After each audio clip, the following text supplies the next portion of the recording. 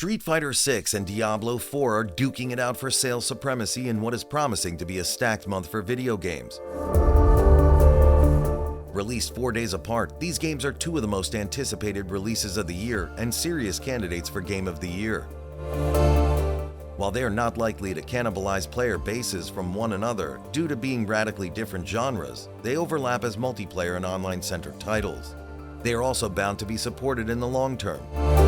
Street Fighter 6 was released on June 2nd, so it had the weekend to build up its player base. The latest installment of the seminal Street Fighter series comes 7 years after the previous one, Street Fighter V, which had a notoriously turbulent release.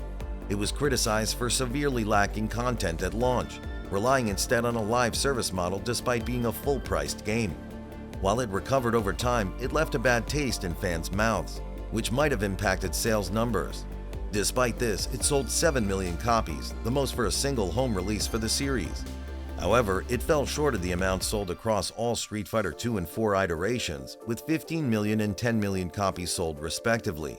6, however, does not have this issue, as it has been universally acclaimed right out of the gate, with special praise given to the amount and quality of the content included at launch.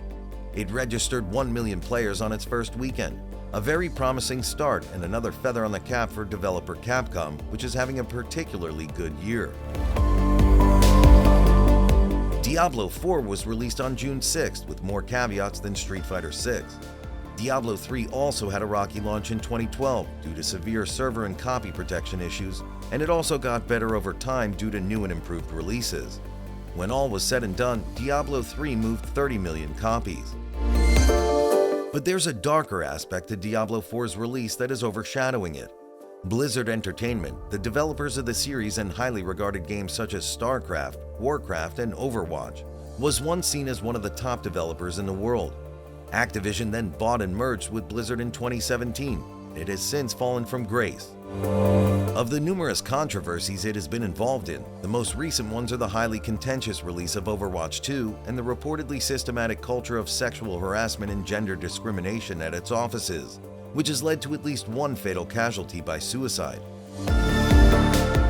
Not to mention its association with its parent company Activision, which has had a long history of ethical misconduct, and its current attempts to merge with Microsoft, which is being investigated by antitrust authorities worldwide and blocked by the US and UK. Nevertheless, Diablo 4 has had a smoother launch than 3, even with some server issues and a bizarre invalid license bug over on PlayStation systems, thanks to the open beta testing periods, which amassed 61.5 million hours of playtime over 2 weekends, a franchise record.